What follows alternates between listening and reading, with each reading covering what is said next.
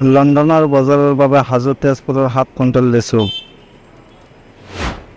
ইতিমধ্যে ভৌগোলিক মান্যতা লাভ কৰা তেজপুৰৰ লেচু এই সপ্তাহতে ৰপ্তানি কৰা হ'ব লণ্ডনলৈ।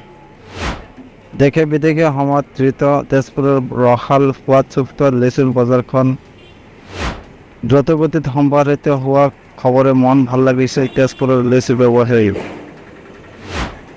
এয়া অসমৰ বাবে এক গৌৰৱৰ বতৰা।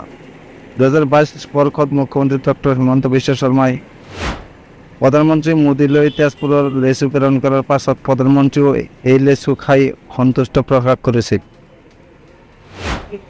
লেচুখিনি প্ৰেৰণ কৰাৰ বাবে মুখ্যমন্ত্ৰী ডক্টৰ হিমন্ত বিশ্ব শৰ্মাক পত্ৰযোগে ধন্যবাদ জ্ঞাপন কৰিছিল প্ৰধানমন্ত্ৰী নৰেন্দ্ৰ মোদীয়ে। প্ৰধানমন্ত্ৰীৰ আশা প্ৰকাশ কৰাৰ দৰে তেজপুৰৰ লেচুৱে এতিয়া ভোকাল ফৰ লোকাল মনোভাৱক বিশ্বৰ বুকুত বিয়পাই দিবলৈ সক্ষম হৈছে।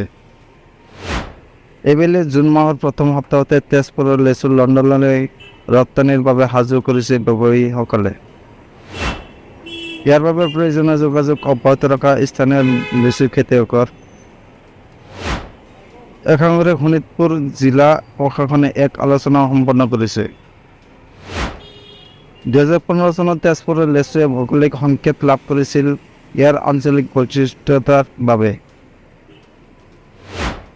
2022 বৰ্ষতো 2-এটা প্ৰজাতিৰ লেচুৰ বাহিৰে বাকী লেচুসমূহ প্ৰচুৰ পৰিমাণে উৎপাদন হৈছিল আৰু বিদেশলৈ ৰপ্তানি কৰা হৈছিল।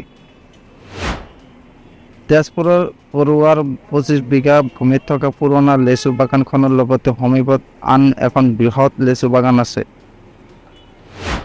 সাহিত্যকাণ্ডাৰী পদ্মনাথ গোহাঁই বৰুৱাই তেজপুৰৰ চহৰত স্থাপন কৰা লেচু বাগিচাখনৰ লেচু যথেষ্ট ৰসাল মঙহাল আৰু সোৱাদযুক্ত। কিন্তু এইবেলি একাধিক লেচু বাগানত পূৰ্বৰ তুলনাত লেচু কমকৈ উৎপন্ন হৈছে। তেজপুৰত 6-7টা প্ৰজাতিৰ লেচু পোৱা যায় আৰু ইয়াৰ আটাইৰে সোৱাদ যথেষ্ট। ইপিনে তেজপুৰ পৌৰসভাৰ অধীনৰ লেচু বাগানখনৰ সন্দৰ্ভত সম্প্ৰতি এক গোচৰ আদালতত চলি আছে। দীৰ্ঘদিনৰ বাবে লিজত লোৱা ব্যৱসায়ীৰ বিপৰীতে সম্প্ৰতি তেজপুৰ পৌৰসভাৰ লেচু বাগিচাখন নতুনকৈ আনক আবণ্টন দিছে। নতুনকৈ এজন ব্যক্তিৰ নামত লেচু বাগিচাখন আবণ্টন হ'লেও আৰু আন একাংশই লেচু বাগিচাখনৰ লেচুক লৈ ব্যৱসায় কৰি আছে। এনে পৰিস্থিতিত পূৰ্বে লিজত লোৱা পৰিয়ালটোৱে তেওঁলোকৰ মেদ উকলাৰ পূৰ্বে আনক লিজত দিয়াৰ বিৰুদ্ধে আদালতৰ কাষ চাপিছে।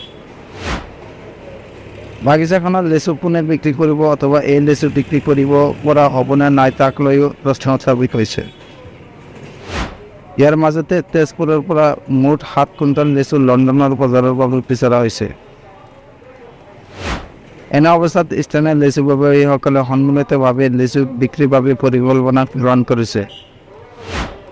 জুন মাহৰ প্ৰথম সপ্তাহৰ ভিতৰতে তেজপুৰৰ পৰা নিৰ্দিষ্ট পৰিমাণৰ লেচু লণ্ডনলৈ ৰপ্তানিৰ সম্ভাৱনা আছে।